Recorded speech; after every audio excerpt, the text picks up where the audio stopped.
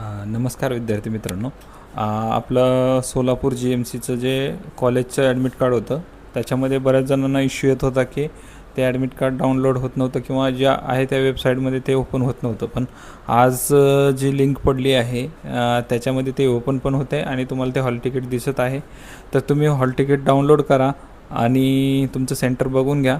आणि काही गोष्टी तुम्ही लक्षात ठेवा की सेंटरवर अगोदर पोचा, पेपरला उशीर होता कामा नये तुम्हाला.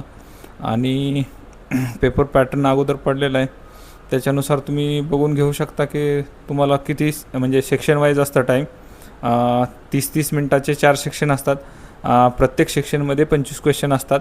त्याच्यामध्ये प्रत्येक सेक्शनमध्ये 6-6-6-24 आणि एका सेक्शनमध्ये समजा मराठी, इंग्रजी, गणित, बुद्धिमत्ता आणि GS असे 4 सेक्शन एका ह्याच्यामध्ये असतात. 25 क्वेश्चन असतात. तर एका सेक्शनला प्रत्येक सेक्शनचे 6-6 आणि 3 सेक्शनचे 6-6 आणि एका सेक्शनचा 7 क्वेश्चन असतात. तर ते तुम्हाला 30 मिनटामध्ये तो सेक्शन कंप्लीट करायचा असतो. त्या 30 मिनटामध्ये तुम्ही कुठल्या पण सेक्शनला जाऊ शकता.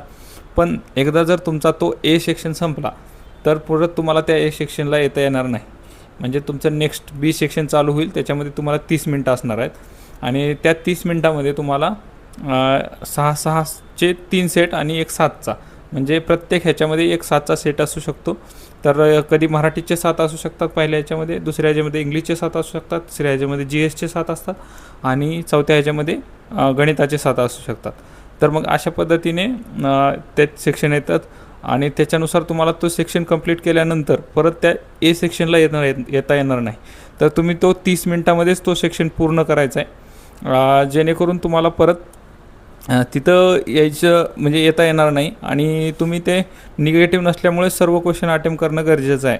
तर तुम्ही सर्व क्वेश्चन अटेम्प्ट करा, चांगली एक्झाम द्या जेणेकरून तुमचा स्कोअर पण चांगला आला पाहिजे आणि तुमचं फायनली तुमचं सिलेक्शन पण झालं पाहिजे.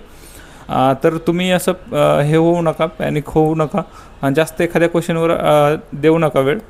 तुमचे सोपे सेक्शन अगोदर कंप्लीट करून घ्या. त्याच्यामधले मराठी असेल किंवा GS असेल ते अगोदर होतं आणि मॅथला तुम्हाला वेळ लागतो तर मॅथ शेवटला ठेवा, पण त्याला टाईम पण तसाच भरपूर द्या. आणि सगळे क्वेश्चन अटेम्प्ट करा जेणेकरून सोडू नका, कारण निगेटिव्ह नसल्यामुळे तुम्ही नाही सोडलं तरी चांगलं आहे. जेणेकरून तुम्हाला त्याचे मार्क जरी लागला एखादा तरी तुम्हाला त्याचा मार्क भेटून जाईल. तर चांगली एक्झाम द्या. आता हॉल तिकीट डाउनलोड करा आणि चांगली एक्झाम द्या.